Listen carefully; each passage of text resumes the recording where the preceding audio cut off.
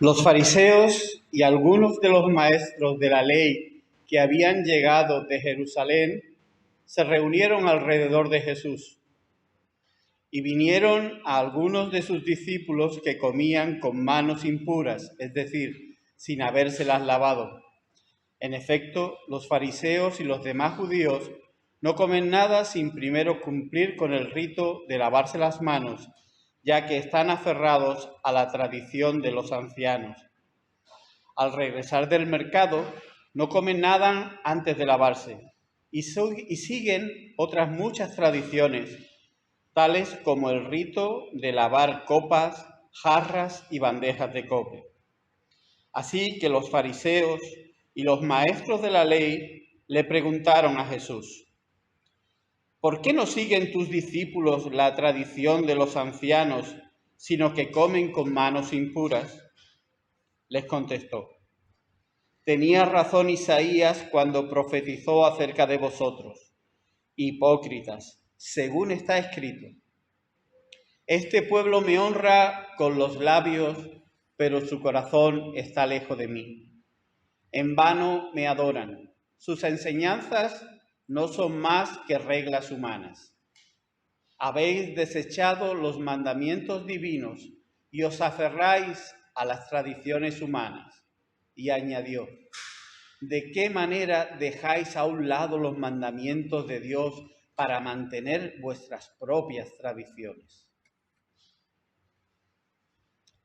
De nuevo Jesús llamó a la multitud. Escuchadme todos, dijo, y entended esto. Nada de lo que viene de afuera puede contaminar a una persona. Más bien, lo que sale de la persona es lo que la contamina. Porque de dentro del corazón humano salen los malos pensamientos, la inmoralidad sexual, los robos, los homicidios, los adulterios, la avaricia, la maldad, el engaño, el libertinaje, la envidia, la calumnia, la arrogancia y la necedad. Todos estos males vienen de adentro y contaminan a la persona.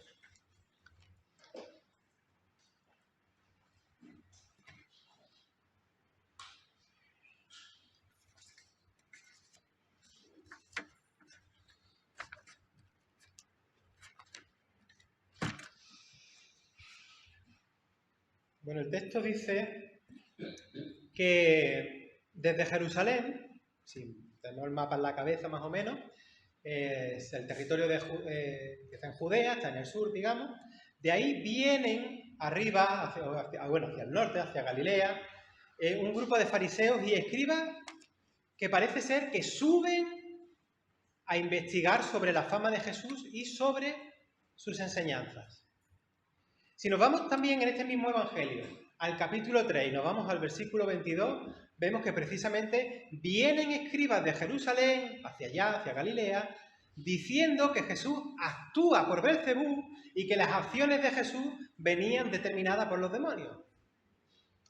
Y ahora estos fariseos y escribas, o otros, pero del mismo corte, le reprochan a Jesús que sus discípulos, los discípulos de Jesús, no hacían el rito del lavado de manos que la tradición rabínica había determinado especialmente en Judea, como una ampliación de las leyes mosaicas, es decir, la ley de Moisés, con tal de que a la hora de comer, pues los judíos pudieran hacerlo sin tener las manos inmundas.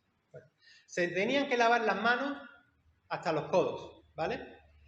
Y según donde habían estado, pues quizá lo mismo se tenían que lavar hasta entero, ¿eh?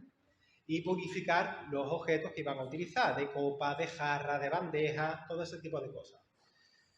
Y todavía se sigue haciendo. Y este reproche se lo hacen a Jesús para reconvenirle, ¿no? En plan, ¿qué clase de maestro eres tú? Que estás permitiendo la contaminación del cuerpo de tus propios discípulos. Es lo que le están diciendo, con otras palabras. Y en realidad esto, probablemente, esto ya se lo traían preparado desde Jerusalén. Porque, según dicen algunos estudiosos, como Schillenberg, en Galilea, volvemos al mapa, arriba, los judíos, como Jesús, sus discípulos, y no solamente ellos, sino todos los que vivían en Galilea, no eran tan estrictos con esa norma, con ese rito del lavamiento de manos. Y Jesús y sus discípulos pues eran galileos. Y además sabemos que Jesús va por otro lado con el tema de la cuestión de este tipo de cosas. En el capítulo 2, a partir del 23, los fariseos ven que Jesús y sus discípulos recogen espigas el día de reposo, que era el día que según la ley estaba prohibido trabajar. Pero que los fariseos con sus tradiciones habían exagerado todavía más esta norma ya con costumbres absurdas. Y Jesús pone la necesidad de las personas por encima de ese tipo de dictámenes de cumplimientos humanos que le quitan incluso el sentido a algo que era bueno, como tener un día de descanso, ¿verdad? Y lo convierten en algo tóxico, al punto de no poder recoger espigas para comer, ¿no? Es como un sinsentido, ¿no? Así que esto de ir a pillar a Jesús por no hacer el ritual del lavamiento de manos, habiendo tenido esta otra experiencia antes, esto nos huele a que ya venía preparado de antemano, porque como digo, en Galilea, esta concepción de... Ellos en Galilea eran un poquito más greco-judíos, o judíos más helenizados, aunque por otra parte, en Judea eran muy nacionalistas, tenían una identidad muy judía, ellos eran muy judíos. Sin embargo, hay esta costumbre que ya se le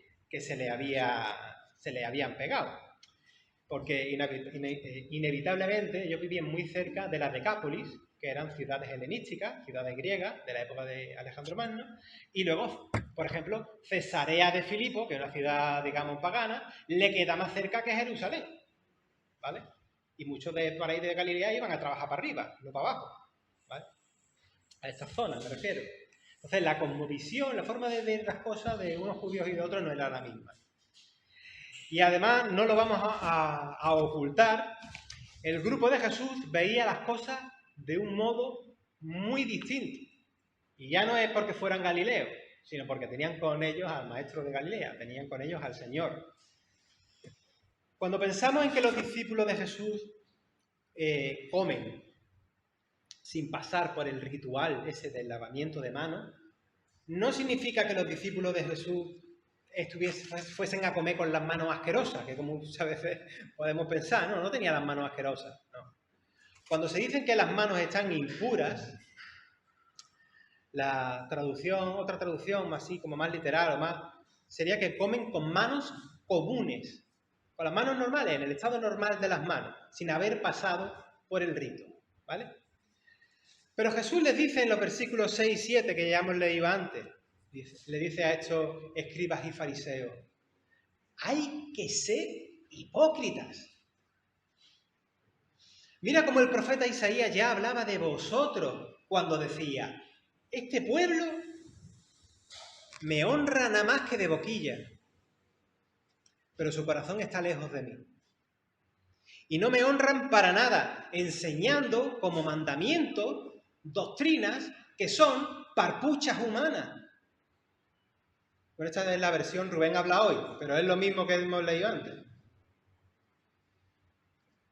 Y la versión del versículo 9 creo que ha llamado mucho la atención a los cristianos muchas veces porque es algo que nos sirve para reflexionar en un montón de cosas. Cuando dice, bien invalidáis el mandamiento de Dios, el genuino, lo que Dios quiere, lo invalidáis. Aquello que se resume en amar a Dios y amar al prójimo, eso tan básico lo tiráis, para darle preferencia a las tradiciones vuestras. No sé si en mi versión podría poner a las tonterías vuestras. Y no es que Jesús esté en contra de las tradiciones que podamos tener, ni siquiera de las tradiciones judías, o las nuestras, celebrar la Navidad, los cumpleaños, Semana Santa, o la que sea, ¿no? Sino que, como dice John Sobrino, otro teólogo, Jesús no puede tolerar que se llegue a interpretar la voluntad de Dios exactamente en el sentido contrario del sentido obvio de lo que Dios quiere. Pero es que todavía pasa esto a día de hoy. Es que esto también pasa muchas veces en nuestras iglesias. A lo mejor no con lo de lavarse las manos, pero con otras cosas sí que pasa.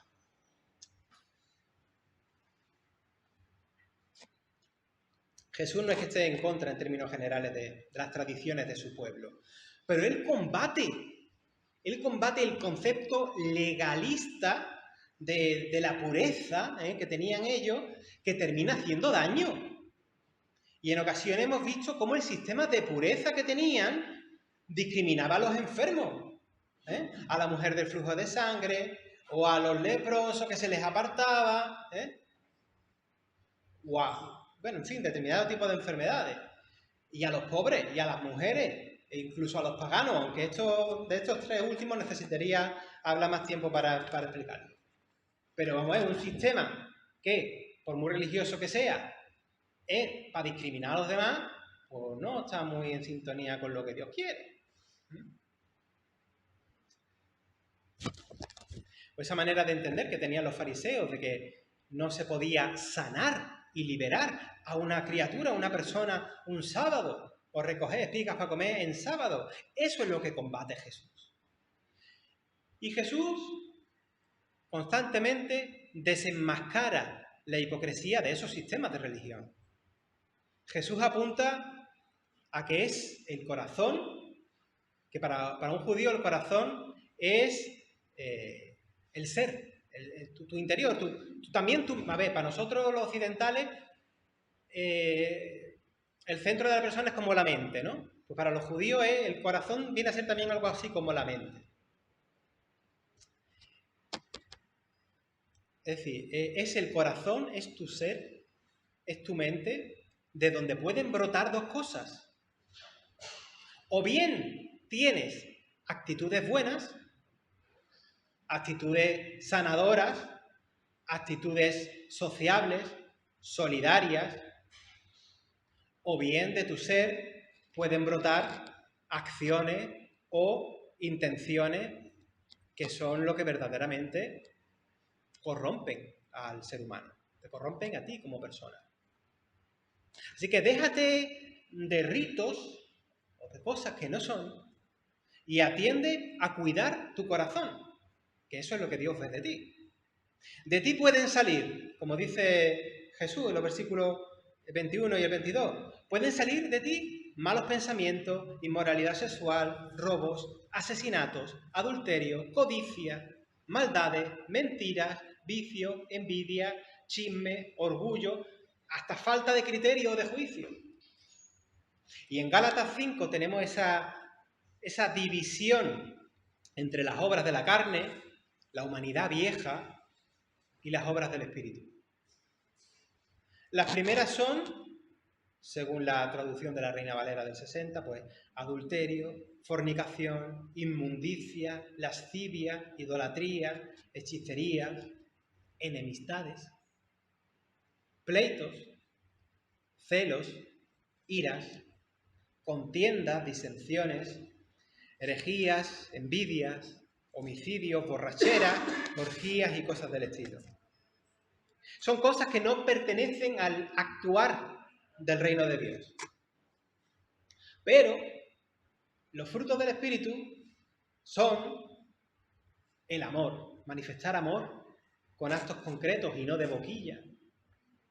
La propia alegría, la paz en una dimensión amplia, la paciencia, es la benignidad, es la bondad, la fe, la mansedumbre y la templanza. Y si esto lo vemos en distintas traducciones de la Biblia, mejor, porque nos abre un poco el abanico, porque hay palabras que tienen más matices y más riqueza. Y dice Pablo en Gálatas, y contra tales cosas no hay ley, no hay ley.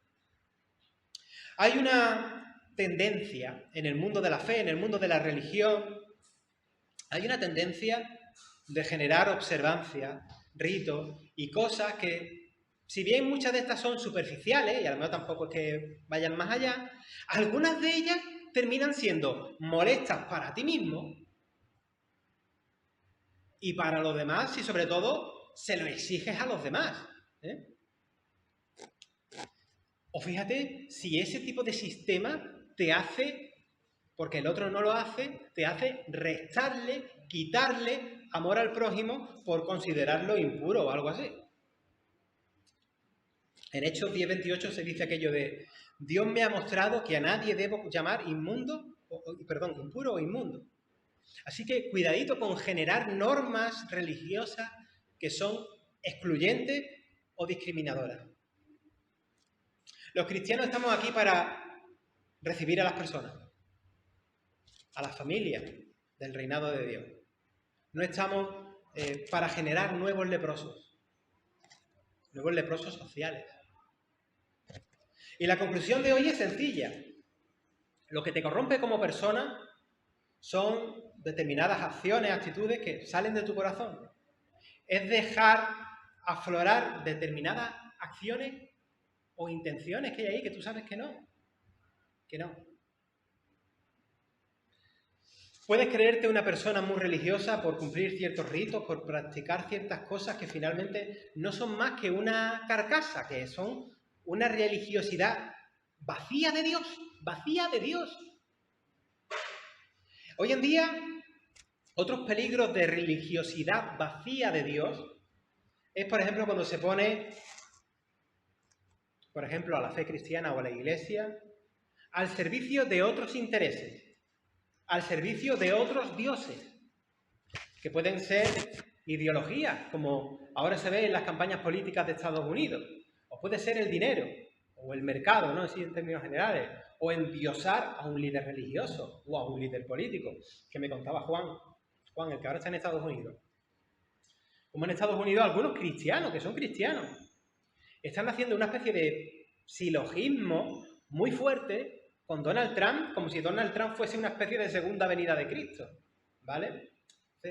Aunque ellos mismos son conscientes de que decir algo así sería una herejía, pero utilizan sutilmente metáforas, exaltaciones que ponen a Trump como el ungido, como el Mesías, como el Cristo que viene a salvar de parte de Dios, ¿vale? Hacemos inválida la voluntad de Dios y ponemos en su boca nuestros intereses, nuestras tradiciones, nuestra ideología, nuestras comodidades o nuestras paranoias. Y eso es aquel antiguo mandamiento de no os hagáis imágenes de Dios, porque proyectar en Dios todas estas cosas, eso es maquillar a Dios con ideas encima, ¿vale? Hacerse una imagen idolátrica de Dios, porque luego ese no se parece a Dios. Esas son las cosas que tú has puesto, un disfraz de cosas que son para Dios, pero eso no es Dios. Feuerbach, no sé si se pronuncia así, que era un filósofo ateo, y este hombre decía, en una crítica que hacía, decía que la gente pone en Dios proyecciones humanas, ¿no? Y ese era uno de sus argumentos. Lo que no se imaginaba este filósofo ateo es que esa frase que decía él es más bíblica de lo que él se pensaría. Y además que su denuncia ha sido muy acogida por los teólogos cristianos, ¿no? No os hagáis imágenes de Dios, es eso. Y no seamos un pueblo que honra a Dios de labios, de boquilla, haciéndonos otras imágenes de Él, que no tienen nada que ver, haciéndole cultos vacíos, con doctrinas y preceptos que son, como dije antes, parpuchas humanas. Y mientras tanto, nuestro corazón lejos de Él. Una forma de darte cuenta de que tu corazón no se ha alejado de Dios es si ves que tu corazón está cerca de tus prójimos. Los argumentos los he dado en los sermones pasados, pero si quieres los miras en los vídeos de YouTube. Dios no quiere que nos hagamos imágenes de Él, porque la única imagen autorizada que tenemos de Él es el rostro de nuestros prójimos, que son imagen de Dios. el culto que agrada a Dios, más allá de ritualismos vacíos o de cumplimiento de cosas por costumbre o normativas de cosas, es el culto que se produce del encuentro verdadero con Él. Cuando se experimenta dentro de nuestras situaciones, que pueden ser duras, incluso pueden ser tristes, pero aún así en situaciones duras y tristes, cuando tú experimentas ese gozo de su amor salvador, que te está hablando en esa situación. Cuando escuchamos su llamada y acudimos a hacer ese camino de una vida fiel a la buena noticia del reinado de Dios. Y vuelvo a repetir aquello de que a Dios se le encuentra en los demás.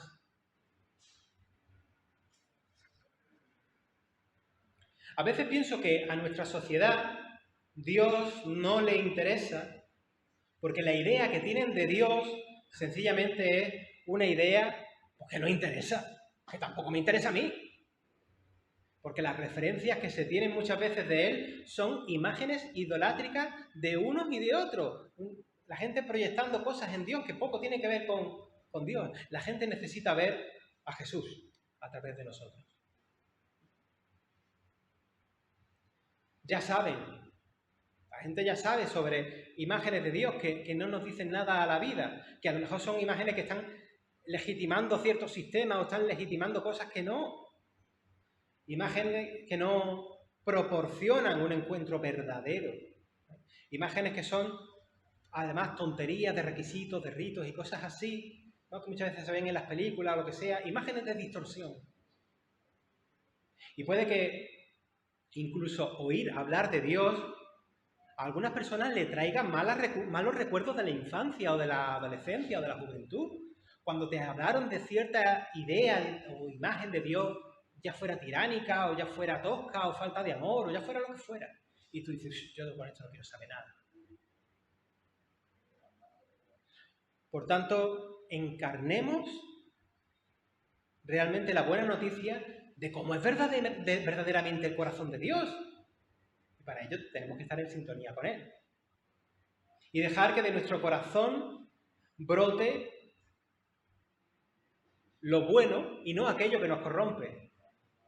Leo de Lucas 7:45. La persona buena, del buen tesoro de su corazón, saca lo bueno. Y la persona mala, del mal tesoro de su corazón, saca lo malo. Porque de la abundancia del corazón habla la boca. Y también hablan tus acciones, tus gestos, tus intenciones. Así que, como dice también aquel famoso proverbio 4:23, sobre toda cosa guardada, guarda tu corazón, porque de él brota la vida.